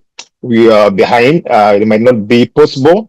And I think already even elections already being rigged as we talk, because, elections is not an event. Elections are a process. That's getting from registration, etc., and that's all done, and they are not very inclusive. So I think that's is a done deal. But in brief, electoral reforms is an integral part of any democratic development. In broad terms, electoral reforms are undertaken to improve the electoral processes, by promoting electoral rights and, of citizens, and by trying to operate the principles such as impartiality. We should promote impartiality, inclusiveness, inclusivity is very important, transparency, integrity, and, things to be more accurate. If we try to operate around those theories of electoral reforms, we might be able to attain. But as my previous speakers have hinted, I don't think, the current ruling party or government is keen and willing to do that. We lack the faith. And I think, as I already indicated, that Museveni and the NRM have already kicked, out the campaign, the campaign trail. They're already actually trying to initiate projects to woo voters. So I don't think right now electoral reforms are possible for 2026, maybe for the future. In fact, I don't even see much hope for the other alternative voices or the opposition, in this coming election, because one, already I can see that the military, the police, and the other institutions have already been compromised. But if we could reform all those institutions, they would help to promote and foster a more democratic, kind of environment. If you can make sure that the army is more nationalistic, the army is more kind of disciplined, doesn't become partisan, doesn't take sides, it would be okay. The police and the army are there to keep law and order, to provide national security, would be fine. The Central Electoral Commission, if they were kind of selected in a more inclusive way, whereby all the other stakeholders are involved in the process, that would be more acceptable. But that is too late. It was picked by one person. So too late. But as I indicated, they are their platforms we could use like to to foster electoral reforms. So I don't have much time. I think we are time bad, but we can foster inclusivity, transparency, accountability. All those will promote electoral reforms. Yeah, thank you. Okay, thank you, Chen. Francis Kamuhanda, the issue, when we look at what happened in Kawempe North, of course, the integrity of Uganda's electoral process is under a huge threat, as has been the case. But the question here is, if we continue like this, are we not going to reach a point where, because we have seen a trend of voter turnout and it keeps dwindling, it keeps reducing by every election cycle, are we not going to reach a point where the public itself has lost huge trust in the electoral system, and then what happens? Thank you, Lynn, and fellow panelists. To your question, I would give just a simple answer. Yes, we have not lost interest in elections, but we have lost interest in the electoral system and process of Uganda. And because it is a one man's electoral system, and therefore that's why other panelists were saying we need, or we advocate for electoral reforms that put in a trusted and non-partisan and professional electoral, let's say, commission or process. I would also agree with Dr. Kisambira that we need electoral reforms. Electoral reforms is a process. First of all, we have to first ensure that Museveni is out of power. Because provided he's there, he's the one who is drumming, he's the one who is dancing, he's the judge, he's the state, and the state is himself. We are smartly dressed going nowhere. He's the fact that first recon win. Because I don't refute, there are good things that he has done. But if we had another person coming in, then another person would add on. Even these massive reforms, maybe day by day as we progress, another person would say, okay, now we have to tackle this. But with this collapse of institutions, it will be very hard for the person to come and clean all this mess. It can take generations to clean the mess. I also do agree with Dr. Kisambira, but for me, this is what I would say. Reducing the parliament, I would just create regional parliaments. The two chambers, lower parliament to remain at regional level. Because there are other matters that come on the floor of parliament. You find somebody has stolen a chicken in the village, it is also on the floor of parliament. And yet that would be managed by an LC1. So if we leave the chicken issues to the lower parliament, maybe regional parliaments in the different regions, then we have the upper parliament, which is discussing issues and not trivial things. And then that would be, maybe would have only maybe 100 or 200 people in the upper parliament. And it would also significantly reduce the cost. Somebody who is at a regional parliament in Mbarara or Gulu will be paid maybe at most 2 million per month or 1 million. Because he's working from home, then going to that lower parliament. But most important, though, is that for sure, provided Museveni is still in power, even when we say there should be electoral reforms, he's the one to assent a signature on what should work and what should not work. And that's where the problem is. You see, like, if we now say we need the presidential term limits back, we need the age limits back, and provided such a things we don't critically analyze and make them in a way that they should be entrenched. That like this one, you cannot touch it. It is entrenched in our constitution. Then we will keep going in circles and circles and circles. And because of this tendency, I think it is Kharim who talked about it, that every time now we are near elections, it's when we begin discussing, can we put up these reforms? These are just painkillers, but not treating the real problem. The underlying problem remains.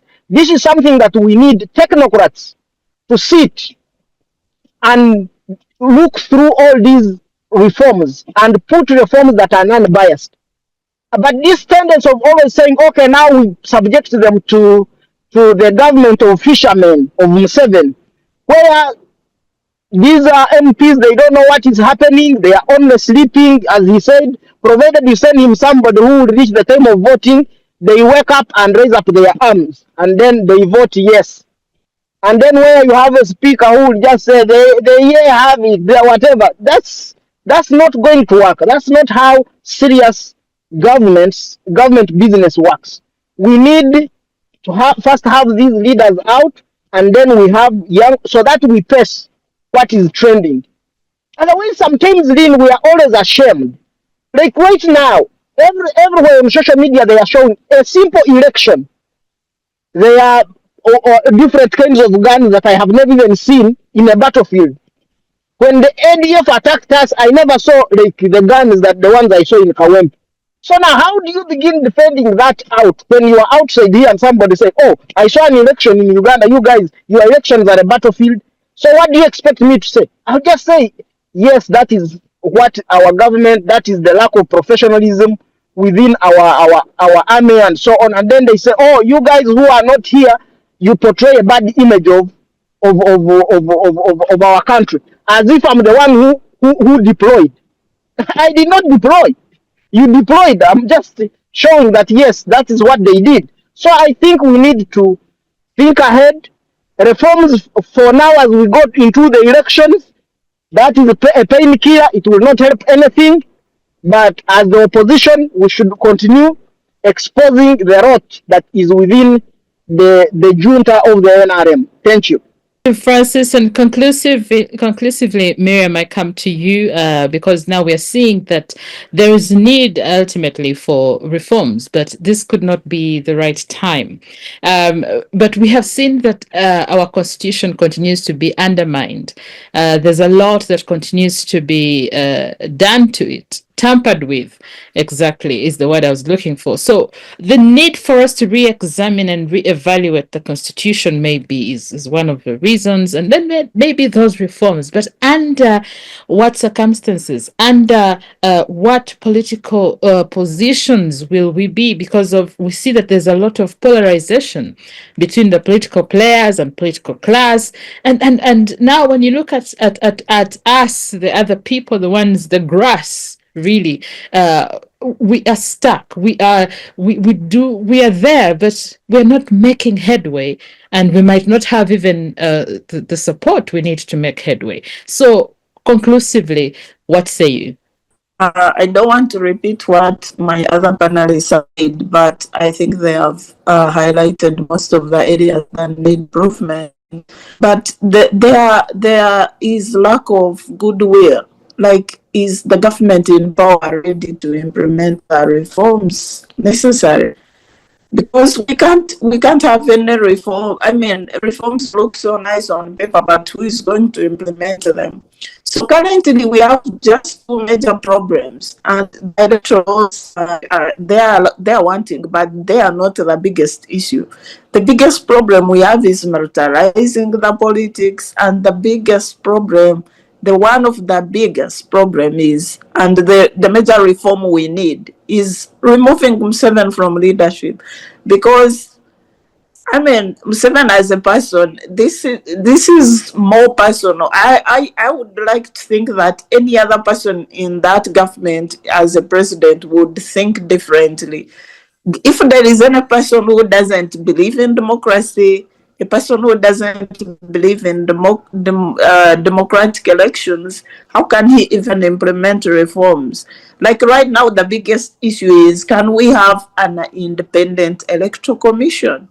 So the reforms are there. Yes, we need to reform, but those are secondary. We need agencies which can implement the free and fair elections, agencies which can conduct a free and fair elections, agencies which can restrain the military from interfering in the politics. And who is going to do that? With the current government, the current parliament, I don't think anything will happen. I don't think there is any way forward. And I don't envisage any change in electoral processes going forward. As long as we still have the status quo, as long as we still have Museveni as president and the current MPs in the House, there won't be any change in the processes, even if they change the elections and recommend reforms on the paper. And another thing is, today we have seen the NRM rejecting the results, the election results from Kawempe. Then we also have another obstacle, the judiciary, the cadre judges. How are they going to adjudicate in that case? So the whole system, I mean, they say the fish rots from the head. So the infection starts right from the head. So, and as long as we still have that head, the contamination still coming through, we won't have any democracy or free and fair elections. It's going to be thinking, and that's why I'm calling upon Uganda. We can't just we make it happen. It won't come from him.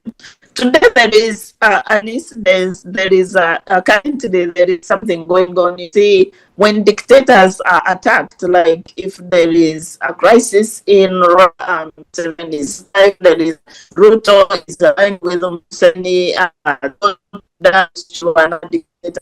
but there is no alliance. Oh, sorry, we have lost Miriam there. But we have surely come to the end of this conversation. Unless you have anything to comment or share with us briefly, but I see us, we've come to an end of this conversation. I thank you all for your time and for making good conversation. And of course, we hope to, catch you next time. Miriam is back. Miriam, let's hear you quickly. Sorry, let me conclude. My network was so bad today. I'm sorry. I was going to say we need an alliance of non-state actors, the civilians in East African community. Can I see Ugandans allying with Congolese to ensure their freedom? Can I see the Gen Zs in Kenya allying with Gen Zs in Uganda, in Sudan, push for their liberation? Right now we are all captives, and these dictators have mastered their game of how they control us. Even if you are Ugandan now, you run to Kenya for a refugee. Now, like you, Francis, you might be arrested in Nairobi before you reach Kampala. You can get kidnapped, and you hear the CDF of Uganda saying, I will tell the president of Kenya. So no laws, the interstate borders are no longer even protective enough of us. So it's high time we fight for our own liberation, and I'm calling upon the unity of the people, non-state actors, civil society, academicians, church leaders. We are the people to liberate ourselves, and we don't have to wait for anybody to do this for us. We can always discuss how to do it, but before we do it, there is no way forward. All right. Okay. Thank you so much, Miriam. Thank you, Kharim. Thank you, Dr. Chen. Thank you, Dr. Kisambira. Thank you, Francis Kamuhanda, all for making time for this conversation. Francis, I hope we are not smartly dressed and going nowhere. I have missed that statement. It's been a while. The last time you made it was, I think, 2 years ago or something. But here we are again, and we are heading into the electoral process and still very smartly dressed. Going nowhere. I really thank you for your time, and I wish you the very best. We'll definitely catch you again next time.